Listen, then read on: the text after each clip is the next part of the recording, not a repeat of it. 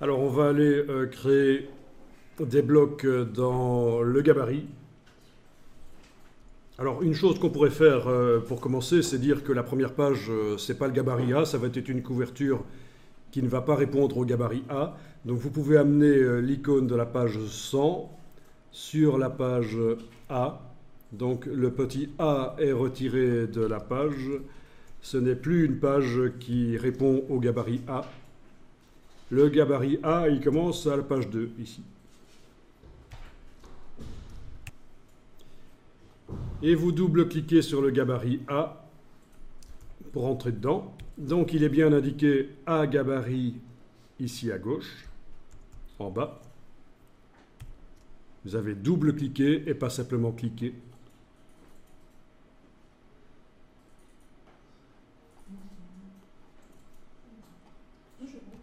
Les pages 2 et 3, ils ne sont pas collés chez moi, ils sont tous différents.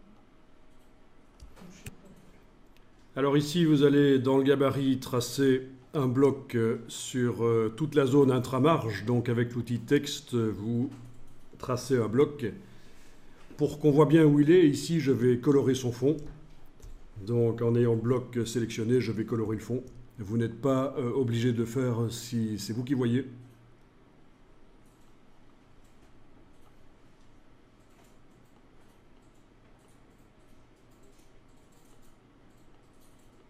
Donc voilà le bloc.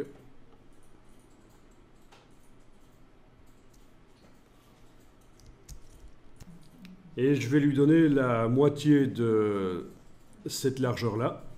Donc en ayant le bloc sélectionné, je vais ici dans L, le petit L pour la largeur.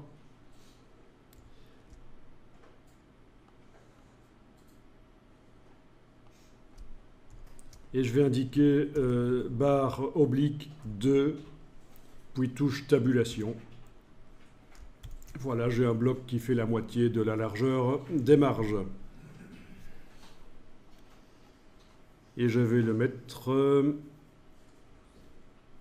ici, près de la reliure. Alors faites bien attention, il doit coller aux marges. Il doit coller aux marges.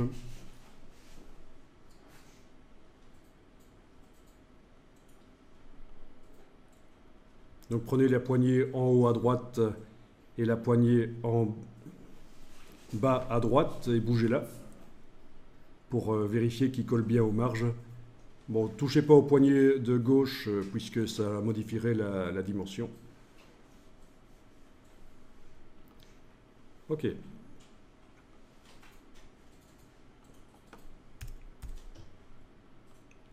Alors on va dupliquer le bloc texte.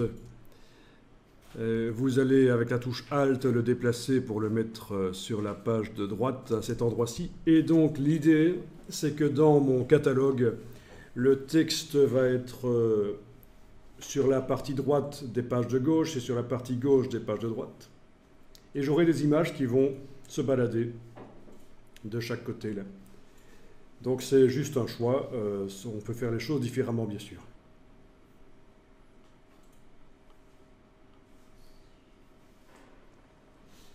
Bon, ben on va maintenant modifier les valeurs de marge.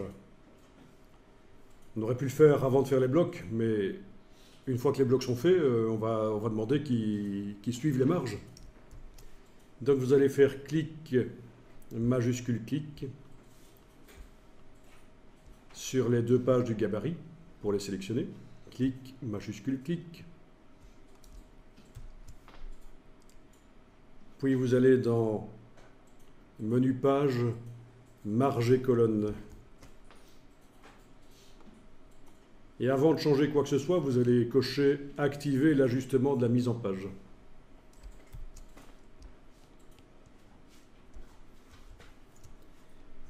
Vous cassez la chaîne parce qu'on veut pouvoir mettre une valeur différente. Alors on va régler la valeur de tête et de pied.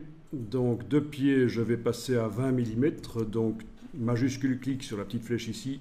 On voit que la valeur de marge est maintenant à 20 mm et le bloc a bougé en conséquence. Pour ce qui est de la valeur de tête, je vais essayer 15 mm, donc 15, touche tabulation, et là aussi ça a bougé. Et puis il nous reste à faire quelque chose, régler la marge qui est près de la reliure ici, qui doit être plus grande que les marges extérieures. Donc c'est le petit fond, vous le mettez par exemple à 30. Voilà, ça dépend de l'épaisseur du catalogue évidemment. Tout ça est à discuter aussi avec l'imprimeur. Les résultats finis, à quoi ça va ressembler. Bon voilà, ça c'est assez arbitraire mais ça marche. Le grand fond, c'est les marges extérieures, on peut les mettre à 15. 15 touches tabulation et voilà. Donc 15 au-dessus des marges là, 20 en dessous. 30 au milieu, ça nous fait 60 en tout. Et puis 15 de chaque côté. Voilà. Ok. Je pense qu'on avait déjà fait ça. Ça vous rappelle quelque chose, le réglage du petit fond? Non? Non. Ben voilà, vous le savez que dans le cas d'un document recto verso, il faut que la marge intérieure soit plus grande que les marges extérieures, parce qu'il y a la reliure qui empêche que le texte soit bien lisible tout près de la reliure.